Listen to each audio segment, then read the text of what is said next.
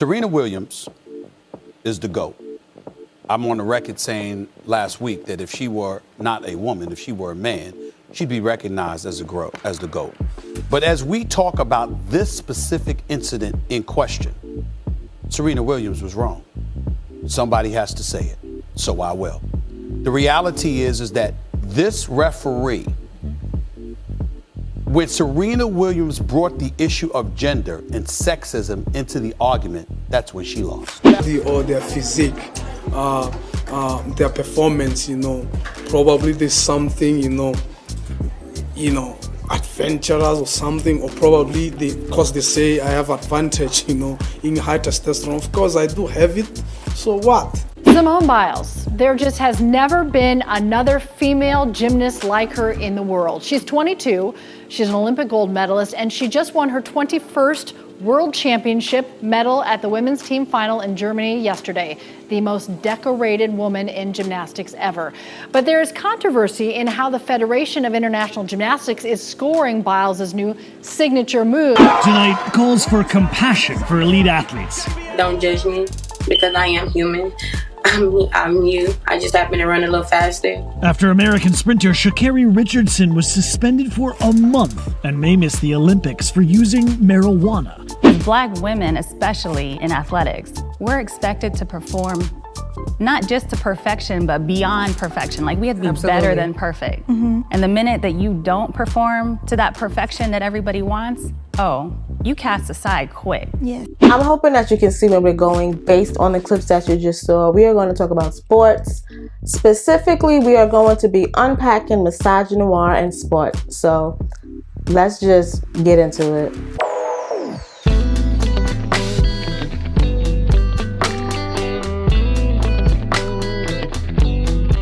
Many Black people have gotten that speech from their parents telling them that they have to be 10 times better, work 10 times harder to excel. Did I not raise you for better? How many times have I told you you have to be what? You have to be what? Twice. What? Twice as good. Twice as good as them to get half what they have. I am one of the few that haven't gotten that speech directly from my parents, but I did hear remnants of that outside of my home. I do appreciate the freedom that my parents allowed for me to not have to measure up to these standards, making me think I had to work 10 times harder to meet these white ideals. I appreciate that, but there are many places in the world where I knew that that was something I still had to do, even if my parents didn't tell me that was something I needed to do. I'm well aware and have also been pressured to meet this Black excellence ideal because it's everywhere, even in the spaces that we are having fun in. So guess who recorded an hour and a half of video and didn't realize until editing that she did not do a intro? Me. Hey, I'm Queen. Welcome to the Mixed Vixen YouTube channel. Hey, boo, if you're new here. If you're not new here, thanks for coming through again. I appreciate you. Whew, did it. Okay, now let's get back to misogynoir and sports. Black women in professional sports have the burden of the Black excellence expectation being met on the court, field, wherever they're playing. They have to also meet that Black excellence expectation. They have to do that while combating their opponents in the game. So it's like they're playing two games. And within that, there is pay inequity, lack of media coverage, sexualization, desexualization, objectification, harassment, abuse, stereotyping, prejudice, all of that rolled up into a very nice misogynoir package. They have to perform well in the game, break all the records, be a good sport, inspire young girls, give good interviews, smile, be humble. They also have to do this while their edges are laid. As a Black woman who used to play sports as a girl, who has the texture of hair that does not just stay laid, I empathize. And from Gabby Douglas to Simone Biles, I would like to say, because it wasn't right. It ain't right. I ain't forget. Y'all just was messing with Simone the other day. I remember when y'all got on Gabby. The North remembers. The expectation to be of service to your fans, to be of service to the organizations that these women play for, and to represent Black people, be Black excellence, so on and so forth. Since Black people are not allowed to be individuals, I have a new kitten and they've decided that they want to turn up. So you might hear Pharaoh in here turning up. Just a heads up. Back to what I was saying. So since Black people are not allowed to be individuals, we are always a monolithic thing. One thing that a Black person does represents the whole race. Not because that's how Black people want it, but that's because the structures that be the ruling class makes it be. Because of this, the expectation of being a great player and being a great Black person skyrocket for Black women professional athlete. In this video, we are going to explore the impact Misogynoir has on athletes.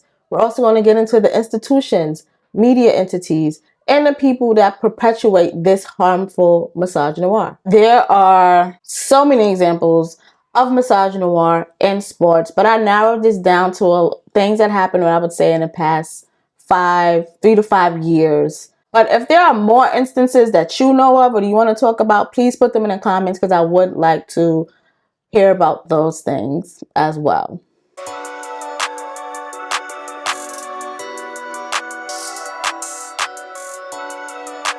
Serena Williams is the GOAT, okay? The greatest of all time, all around, of all athletes, whatever. She is the greatest. She has, let me look at my notes, she has 73 career single titles, 23 double titles, 2 mixed double titles. This includes 39 Grand Slams, 23 single titles, 14 double titles. Another one, thank you. And 2 mixed double titles. She's a 4-time Olympic gold medalist. Like, I truly believe that Space Jam 2 should have been Serena Williams. Shouldn't have been LeBron. It should have been Serena Williams. They really fumbled the bag by not paying attention to Black women, because how do you have the greatest athlete of all time, Serena Williams, right there, and you get LeBron? And I'm just saying, misogynoir be making y'all make some ridiculous decisions. But, you know, okay. So despite all of those amazing things that I stated, she has experienced lots of scrutiny, backlash, and just straight misogynoir. She's been called a man due to her muscular build. Most don't refer to her body as a feminine body. Venus and Serena actually have been referred to as the Williams brothers, and not just by some randos. This was said, this is on record to be said by Sammy Tarpyshev,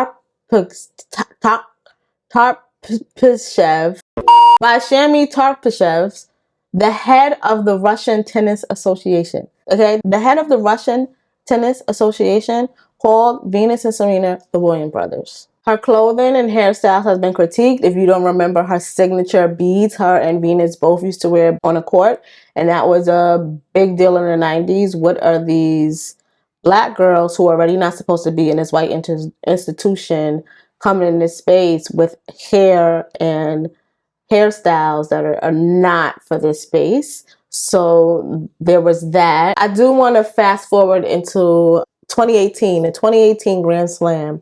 Serena Williams wore a black catsuit. Now, there was a time in my life where I practically lived in a catsuit. So I was feeling this. I really enjoyed this outfit. And Serena does have a lot of fun with her outfits when she plays tennis. She wore this catsuit. There was a lot of talk about it. And the heads of the Grand Slam was like, nah, you cannot wear that catsuit. So Serena's catsuit was actually necessary to help her reduce recurring blood clots she developed after a difficult childbirth. And I want to add that her childbirth was difficult also because of misogynoir. So we have a woman who is the GOAT, the greatest of all time, who is still experiencing medical misogynoir. I'm not going to go deep into that because that's a whole nother video, but that's something that went down as well. So she has this suit to help reduce her blood clots. And the French Tennis Federation was like, nah, we don't care. It's unacceptable. At the time, the organization's then president, Bernard Galdowski, said that tennis players must respect the game and the place. Instead, Williams' catsuit wouldn't be accepted at the Grand Slam. So she couldn't wear the catsuit, the outfit that would help her not have blood clots. People can die from blood clots. No one cared that this was an outfit that was a preventative measure for her health.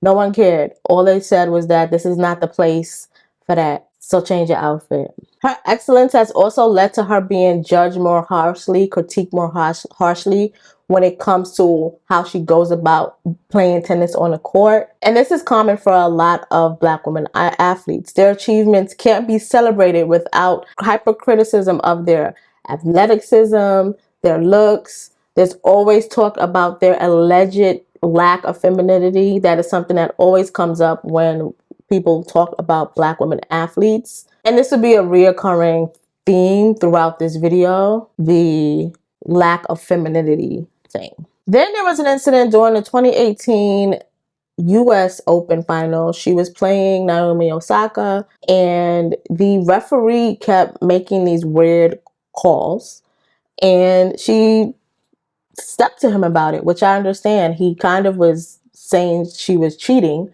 and she was like, no, I'm not. Like, I don't have to cheat. Like, I have all this time played this game with dignity. How dare you say I would cheat? And it's wild to me because how dare you say Serena Williams would cheat? She don't have to. She is the greatest of all time. If he gives me a thumbs up, he's telling me to come on. We don't have any code, and I know you don't know that. Serena, seething. I don't cheat to win. I'd rather lose. I'm just letting you know. Her anger absorbed by the crowd, which burst into raucous boos. Serena breaking her racket, threatened with another penalty. The situation escalating. You need to make an announcement that I didn't get coaching. Later, there are men out here that do likewise because I'm a woman. Because I'm a woman, you're going to take this away from me? That is not right. After that incident, after she let I believe they're called a referee. I'm not very versed on tennis, but she told the referee, like, nah, like, you wildin'. Calm down with that. She didn't say that. She said it. She said it a lot better than me. But you feel what I'm saying. So she says that, and the result of that was Mark Knight creating this horrible cartoon, I guess, to reflect what happened on the court. So she is the greatest of all time, the greatest athlete of all time. But this man still felt that it made sense to take his, I'm about to say crayon, I know he's not using a crayon, his pen, marker, whatever the heck he was drawing with, to portray Serena Williams using a very racist trope. And then also making it seem as though she was being a brat. This is the greatest of all time. This is Serena Williams. People lose to Serena Williams and are honored to lose a game to her. And this is how she is treated. He creates this ridiculous cartoon. I haven't watched a lot of tennis because that's not my thing. My sister was really into tennis, so I would watch it because she was, so it would happen to be on in the house. And I've seen white men tennis players break their rackets, scream at people, all of this stuff, and I haven't seen it result in a cartoon this degrading of the player. The high scrutiny that Black women athletes receive as far as their achievements, there is criticized very harshly. In May of 2021, Simone Biles, the HBIC of gymnastics, pulled off a double pike vault.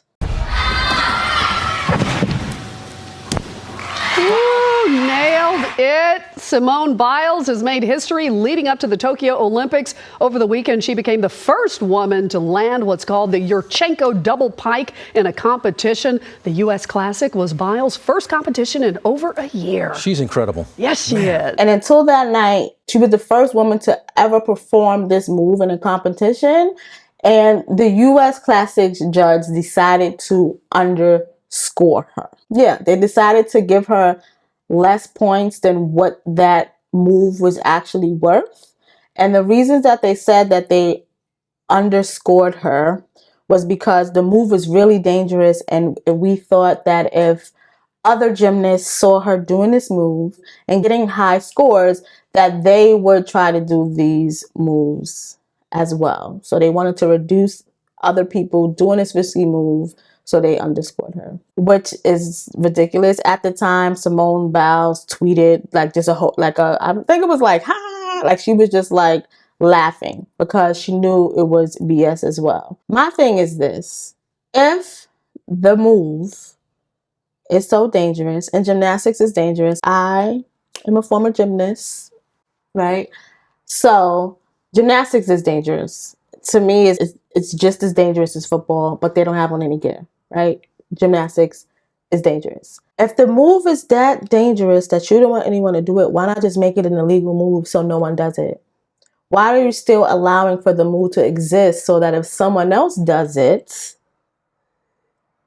you can possibly still score them higher? It doesn't make sense. So I want to get into a little more of why Simone is the HBIC and also why it is ridiculous that they would underscore Simone Biles doing anything. So for women's gymnastics, there are 4 different events. So there's the vault, the floor exercise, that's where you see them flipping and dancing and stuff, the uneven bars, and the balance beam. Balance beam was my favorite event. When you are doing a competition, you give them your routine. So the judges know your routine while you're doing it. That's why when you watch gymnastics, when they're doing their stuff, the commentator is saying it. So they're like, oh, she's about to do the triple pipe, whatever. And they're saying it while they are doing it.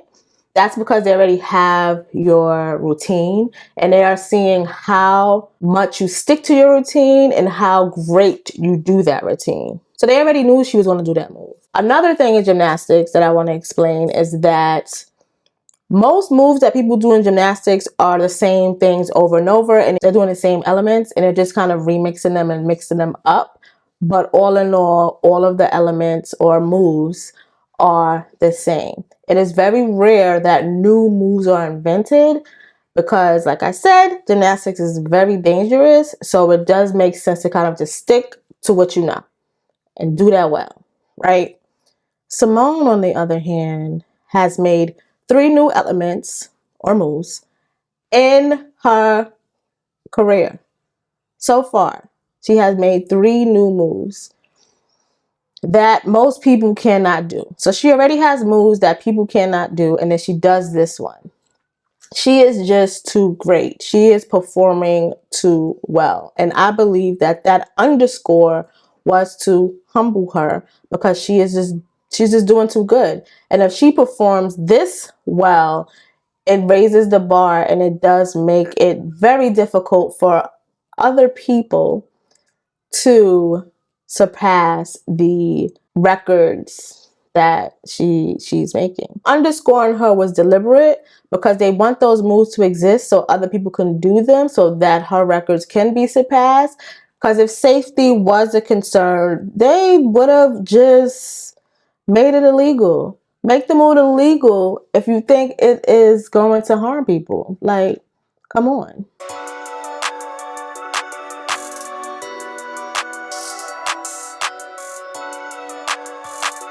For many sports fans and people who critique sports, the requirement is usually that you erase your identity and just play the game. This is highly visible during the pandemic and also what I like to call the mass white awakening when George Floyd was murdered. Many Black athletes at this time use their platform to express their need for change in how the world treats Black people in the United States and all over the world. Olympian Gween Berry is one of these athletes who used this as a time to affirm that Black Lives Matter. She's a track star and it is very important for her that equal treatment for women, especially Black women in sports, happens. And she knows that without a doubt, there's systemic racism and biases within her profession. So what had happened? At the Olympics trials of 2020, this is for the Tokyo Olympics, she turned away from the flag and held up a shirt that said activist athlete as the national anthem, the American national anthem, played. Immediately after that, she was met with so much hate and critiques from people like Senator Ted Cruz and Representative Dan Crenshaw and many more people. And they accused her of hating America because she was using her time to hold space to affirm Black lives. She also raised a fist on a podium while the national anthem played at the Pan American Games in Peru, and because of that, she lost some of her sponsorship. She received a 12-month probation from the U.S. Olympic and Paralympic Committee for that act of simply highlighting social injustice. The committee called that gesture a breach of their code of conduct. I protested at the Pan American Games. I rose the Black fist in the air. Black power, Black unity, because I see oppressed Black people all the time. The very first day after I did it, I got called by a major white supporter, the USA Track and Field Foundation, and they threatened me. They said, "Bet you better not ever do that again. We don't support that." Mind you, the foundation has given me over $90,000 in support over the years. And as soon as I stood up for the oppressed community, they called me immediately and took that support away immediately. Wow. Somebody else also protested. I don't think a lot of people knew that.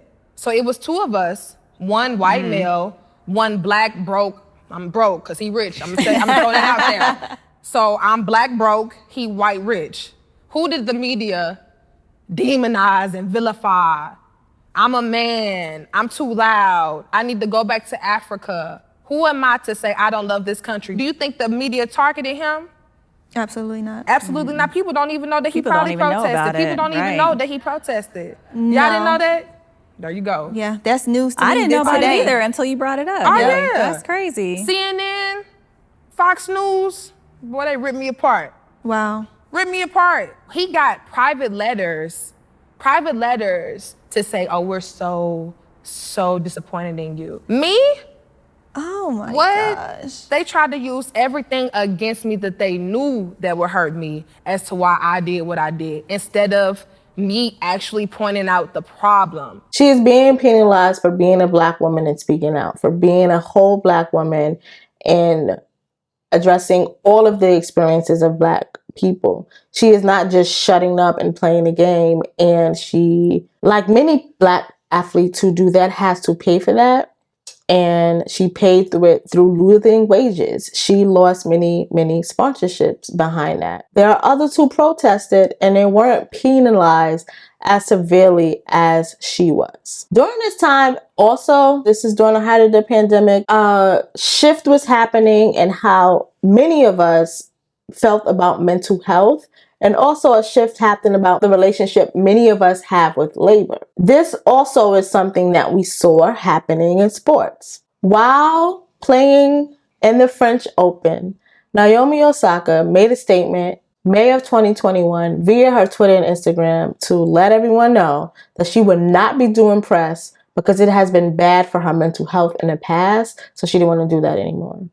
And when she made that statement, the leaders of the French Open let it be known that she would be fined $15,000 per match. And there was also talks of removing her from the tournament simply because she said for her mental health, she could not do the press after each match. After her first round win, she did exactly what she said. She played the game and I guess went back to the locker room, did not do press. And the French Open's tournament referees did in fact fine her $15,000. Then after that, the leaders of other tournaments, so the Grand Slam tournaments, the Australian, French, and United States Opens, and Wimbledon, threatened that she could be expelled from the French Open and face harsher penalties if she would not fulfill her obligations. So all of these tennis organizations, whatever, came together to threaten her to say if she does not do press, that she will be kicked out of the tournament. Players are subject to fines up to $20,000 for not doing these press runs, but historically the fines have been way less than what Naomi was fined with. Many tennis tour officials feel that the press news conference are important for the promotion of the sport. Her speaking up for her mental health, her letting it be known that it is the press interaction that messes with her mental health and possibly affects her game.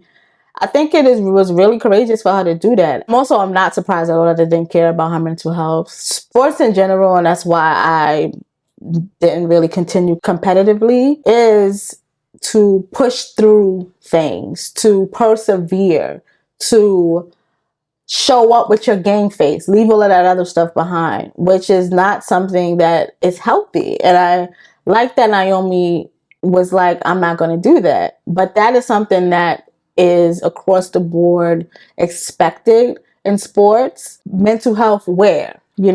So there's that. Then she is a Black woman requesting this. Then she is a Black person who was saying, this is bad for my mental health. I am not going to do it. And she's a young Black person. So how dare this young Black person tell us what she's going to do? And I'm sure that's how they felt. It's pretty sad because instead of them taking this time to evolve and be innovative, the people of the French Open could have set a new precedent and made a new standard and evolved how they go about press. We are in the social media age. Maybe there's another less stressful way to go about this whole process. But you was pressed because this Black girl told you what she wasn't going to do. It is mind-boggling to me how much racism, misogynoir specifically in this case, limits innovation because you don't want to think outside of yourself. You don't want to think bigger than yourself. You will just shut it down. I think that would have been a great opportunity for them to revolutionize the way that whole press process is, and also make a stand to say we care about athletes' mental health. We actually care about them, not just their physical body. We actually care about their mental as well. And they're in charge. They can change the rules at any time. I always find it silly when people want to just stick to tradition and they don't realize how harmful sticking to tradition can be. This is a great example of that. Naomi eventually released a statement to withdraw from the tournament. I really like how Gen Z just be like, nah, like I really fucks with that about y'all. But it's sad that she has to walk away from a thing she enjoys and walk away from income because people do not see Black women athletes as more than just a commodity that makes money.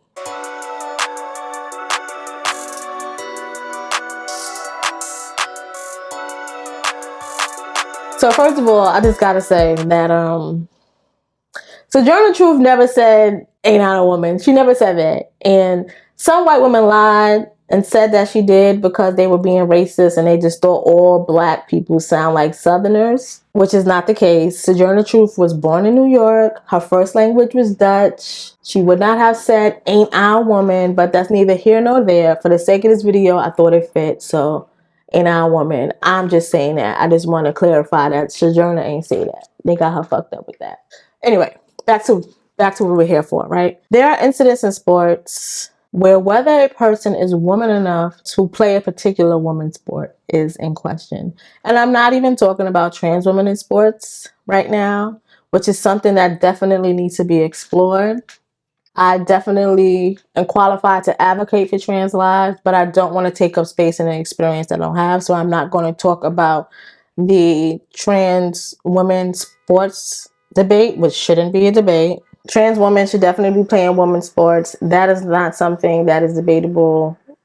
Y'all are wilding with that. So we'll be discussing cis women or folks that present as cis women who are being told biologically they aren't woman enough to play in women's sports. Many Black women, specifically African athletes, face discrimination due to not fitting whatever femininity gender norms are supposed to exist and having high testosterone levels. Caster Semenya is a track star from South Africa, and she has been barred from running all women races unless she reduces her levels of testosterone. Semenya's biology has been under scrutiny for a decade. ever since she burst on the scene on the 2009 World Track and Field Championships and was subjected to sex tests following her victory. They thought I had a dick, probably. Did they look at you? Did Yeah, they of look course, at I you did naked? not. I told them it's fine. I'm a female. I don't care.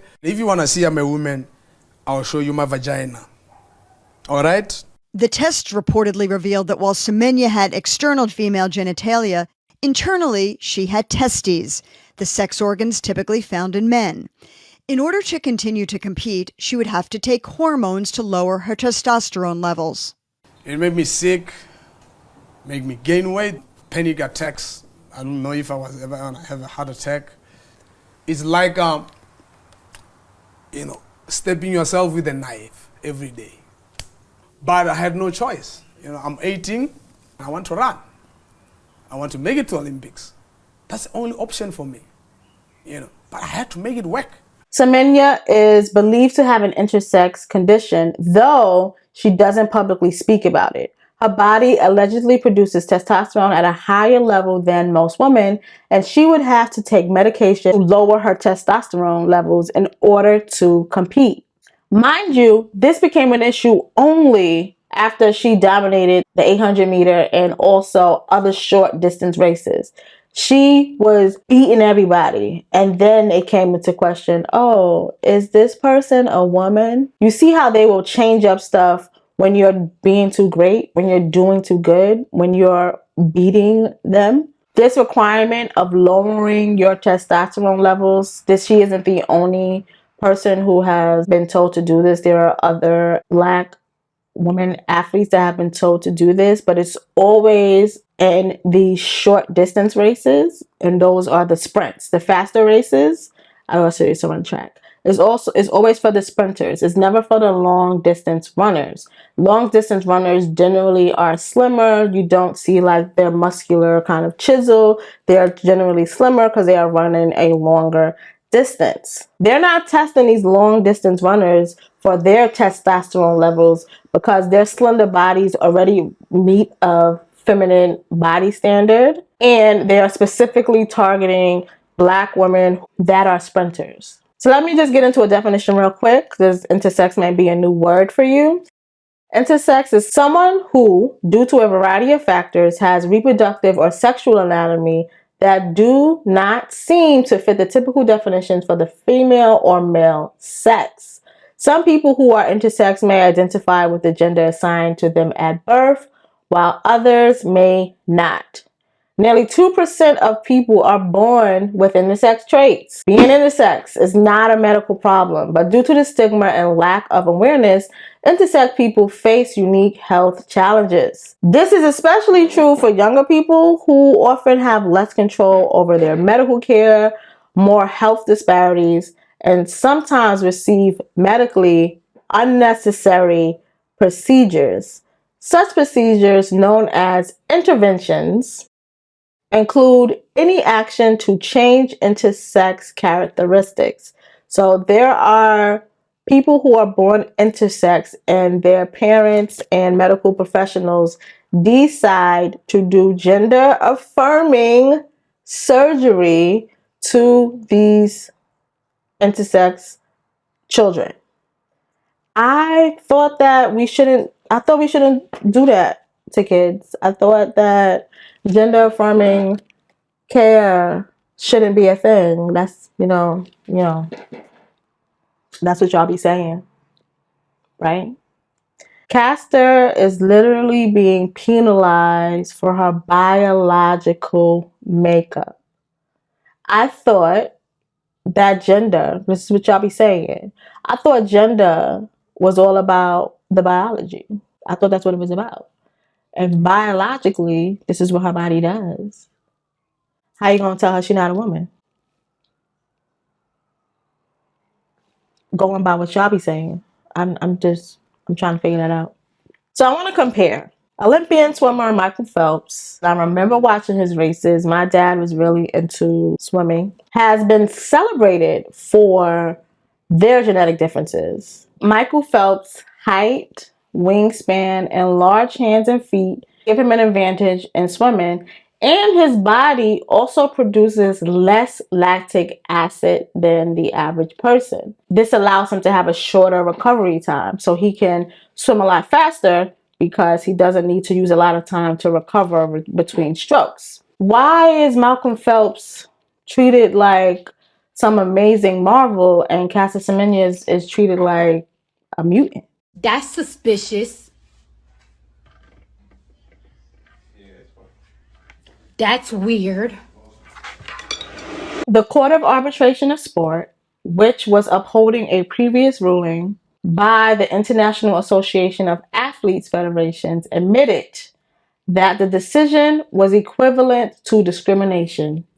But a statement read, okay, I want y'all to lean in a little bit for this, okay? They said, discrimination is a necessary, reasonable, and proportionate means of achieving the IAAF's aim of preserving the integrity of female athletes. If that ain't the most we need to protect white woman thing I have heard, just wow. It's just, okay.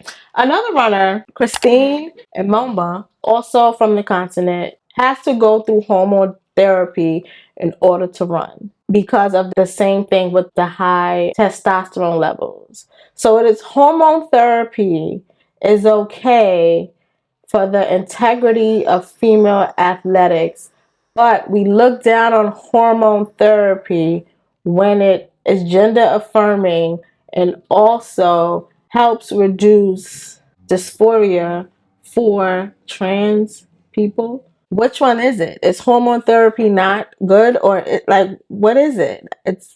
Y'all are so weird when it comes to gender. Y'all believe in it so much, but also don't make any sense. I really can't keep up with these racist people, but it makes me want to point out, especially to the cis women watching this. Yes, you are cis, okay? You're cis. You thought you were safe.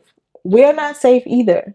They will do whatever to eventually say you are not a woman too. Black women will never meet the white supremacist gender standard. So stop fighting to not be called cis. Stop fighting the affirmation of trans people, because after they fuck with them, they're gonna fuck with us.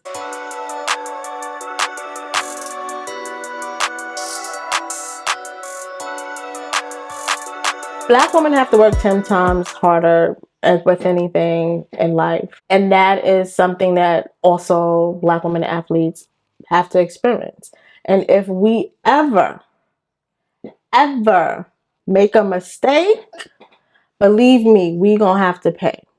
Black women aren't highly visible in the world of sports, but their penalties for violation are very harsh and are made with no compassion for the individual. An example of this is what happened to Olympian Brianna Rawlins McNeale.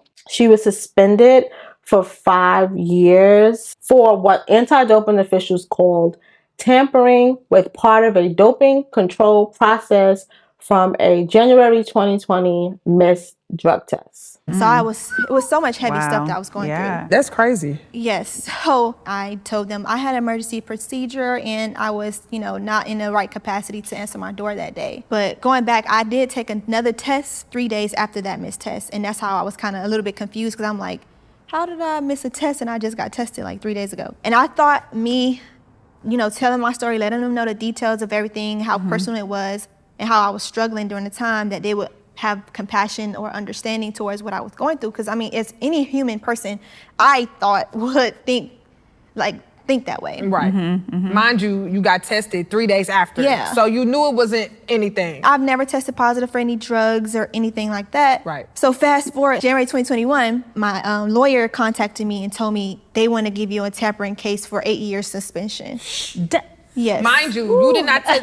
Yeah, we gotta listen to this. She did not test positive for any performance-enhancing drug. I get this information, and I'm literally hyperventilating. And I felt like I was about to lose everything that you worked hard for. I made these sacrifices and all that I worked for, and it was just gonna be taken away from me off of a minor mistake. I'm an anti-doper. Like, I don't dope. Right. So why am I being attacked? I'm not being protected. Your mission is to protect clean athletes. Right. And I'm that clean athlete that you're not protecting. Right. My sanction, to me, doesn't make sense because there have been people who have tested positive for drugs who have got way less. That's where I was going with that, exactly. I don't know what's the unique thing about me. Right. Maybe it's the color of my skin. Girl, it's your dominance, baby. We know what it is. Brianna said the day that they were supposed to test her, she was in bed recovering from an abortion. She had a medical procedure and did not hear the anti-doping official knocking on her door, so she missed it. But she did take the test a few days later. She shared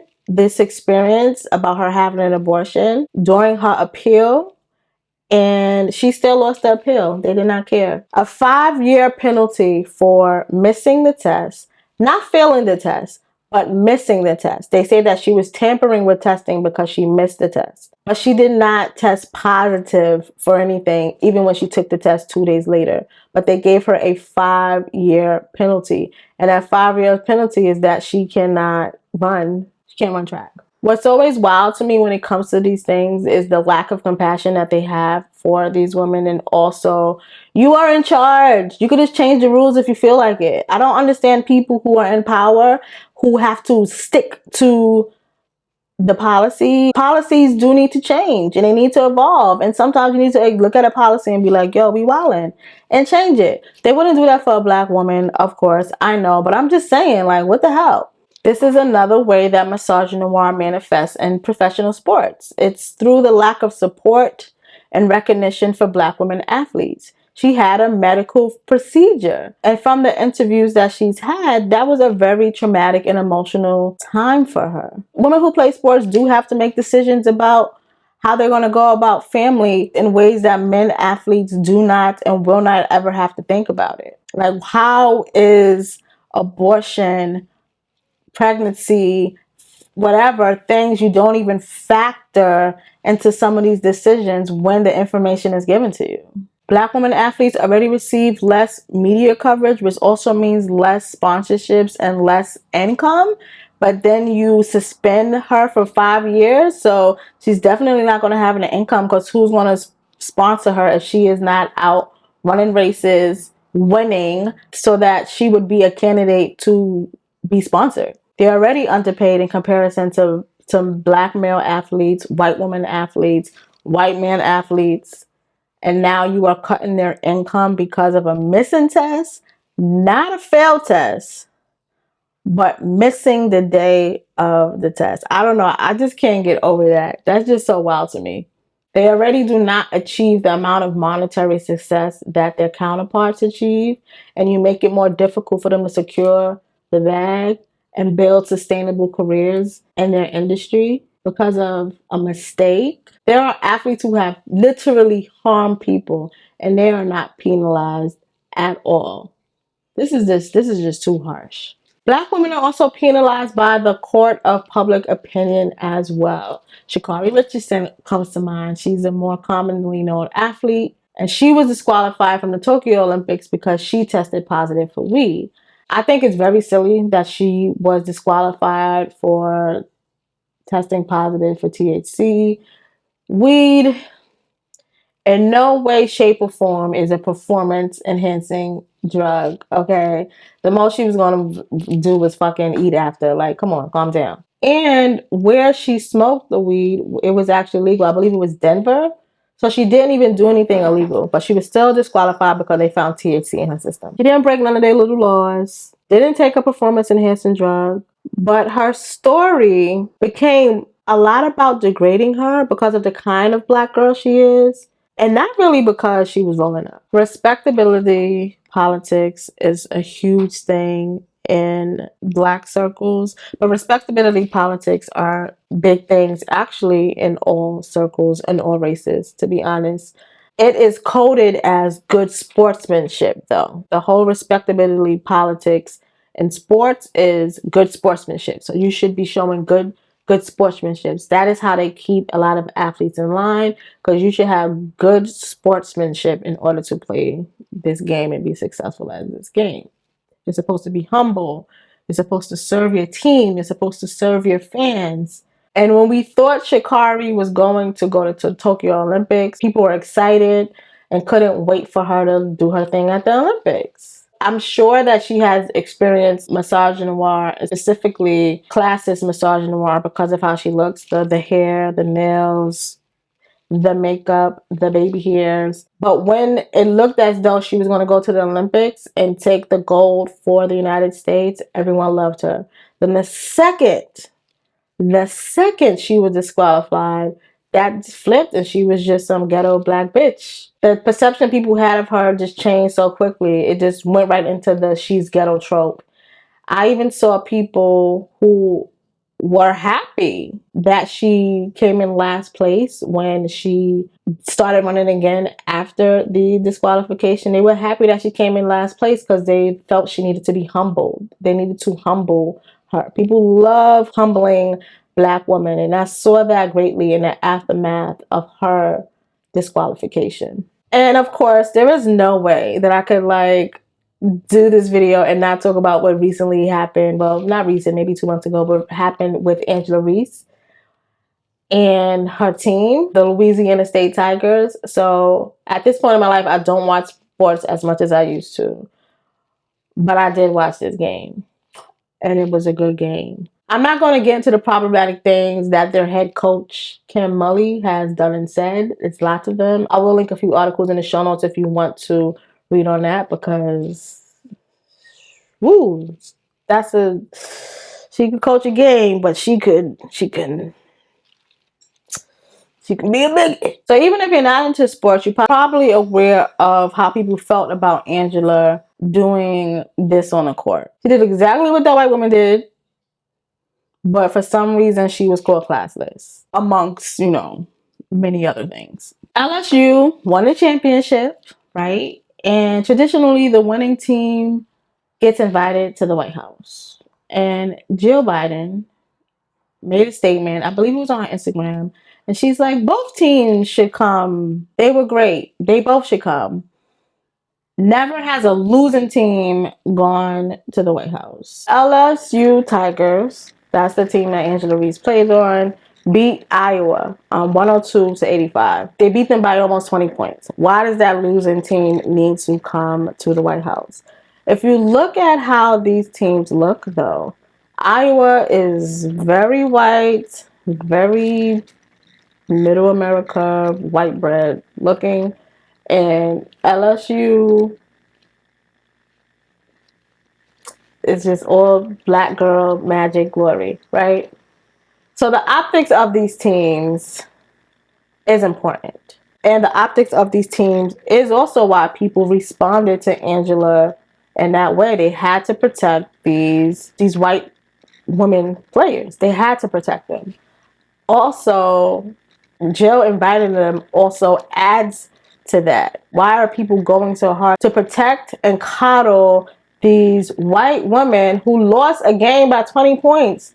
They lost. There's no need for them to come. Jill Biden shouldn't ask for that. She shouldn't ask for that. The losing team ended up not going to the White House. That was just a ridiculous statement for Jill Biden to make. And although that was wrong, I was not surprised, especially because of the stark differences in how these teams look. Those girls look very white and waspy, and these black girls look like me. The nails, the hair, they look like me. So that wasn't surprising that people reacted to them in that way, that they reacted to Angel in that way, and that they reacted to coddling this white woman team in that way. Was not surprising. Very on trend. What was surprising for me, though, was what happened after this clip of Angel on podcast went viral. As soon as that happened, we hit the group chat like, what we doing? Y'all trying to go? Like, what? Because if y'all don't, we not going. And my coach, she's telling us, just be patient, she got this. And that's why she came out with that statement this morning. We made a lot of phone calls, and that's why she wants to come out and apologize. But at the same time, the damage is I don't accept I'm not gonna lie to you, I don't accept the apology because of, you said what you Jill said. Biden. Yeah. First lady. The wife, First lady. yeah. You said what you said, and you meant what you said. I said what I said, and you can't go back on certain things that you say. I mean, you felt like they should have came because of sportsmanship, right? they can have that spot. Like, we'll go to the Obamas. We'll see, I'm gonna see Michelle. I'm gonna see Barack. Hold on. Respectability politics that jumped out of black people when that clip went viral, and also it revealed that a lot of y'all faves, a lot of y'all black feminists, whatever faves, still believe that it is important to play within the system, even though they talk about living outside of the system. It was strange. It was really, really strange to see that. I was mostly ignoring that conversation because it was going around a lot. But I did take the bait when I saw this tweet. So this person tweeted this, and it was just like, come on, we got to stop. So this person tweeted, Michelle Obama would not approve. I'm going to be real honest with you. The Bidens and Obamas are one team. What the first lady said wasn't right, but you're going to turn people against you this route. I guess he meant going this route or whatever. I do match with the type post, so I'm not judging. What I am judging is the expectation that he has of her. I don't know why the expectation would be that she's playing the same game as y'all. I think it has been obvious that she's not trying to navigate the system in the ways y'all are. That she actually is okay with existing outside of the system. I also think that because of the type of black girl she is, because of how she looks, with the nails, and does she even have nails? I don't know. I'm just saying that. With the nails, with the baby hair, with the diction that she has, that everyone is assuming that she's just talking out her ass and she's not thinking. That she is not saying and feeling and doing what she's doing with intention because of the type of black girl she is. But if she said that in another way and looked in a different way, I am pretty sure that those black people would not have said the same thing and said that she needs guidance and say that she doesn't know the way or the whatever. She knows exactly what she is doing because she's young and because she presents the way she presents. It is assumed that she is probably just flying off the handle and she does not mean what she say and stand by what she say and has intent with what she say. I do not accept their apology. Why should she? I know I wouldn't. And then to say that Michelle Obama and the Bidens, you know, they're cool. Yeah, they probably are. But wouldn't that reveal to us, or to the people who still love the Obamas in that way, wouldn't that reveal more about Michelle Obama's alignment with oppressive politics? Shouldn't we critique the Obamas if they decided to side with the white Bidens over a black girl? That's a problem. That should be critiqued. That's what we should be pointing the fingers at, not her. I didn't get that. Y'all was wilding with that. Ugh, okay. Ooh, let me calm down. I feel really close to what happened to Angela Reese and to Sha'Carri because I play basketball, I ran track, and I'm a black girl who looks like that. And it just, let me calm down. Misogynoir in professional sports manifests in various ways. And I was hoping that with this video, I would highlight that it exists so that it could be spoke about more. And so that it could be addressed. Because these are the stories we see. Because of the access that these black women have that I spoke about today in this video, these are the stories that we actually see. And I want to challenge you to make your thought go farther and see that and understand that if this is what black women athletes who have been able to have a certain class mobility and to gain access to spaces that many black women will never have access to. And if this is how they are treated at work, how do you think other black women are being treated at work? And I do understand that trickle down does not work. So making safe work environments for them doesn't equate to safe environments for the everyday black woman. These are the stories that people will actually listen to. I want to highlight that these are the work environments that black women all over the country experience, all over the world actually experience. And if it's difficult for these athletes who are doing something they love and also making a lot of money doing it, And these are the difficulties that they're having. Imagine what that is like for the everyday Black woman who is doing a job they don't particularly care for, but they have to for survival, and experiencing these high levels of misogynoir. I want us to walk away and think about that. If you made it to the end of the video, thank you. This feels like this was going to be a long one. This is going to be a long one. But if you are at the end of this video, thank you. I really appreciate you. Put a heart in the comments because I know that you watched this to the end and that you're a real one. As always, you are enough. You are a bad bitch, and I will see you in the next video. And if you enjoyed this, check out this video. I think you'll like it too.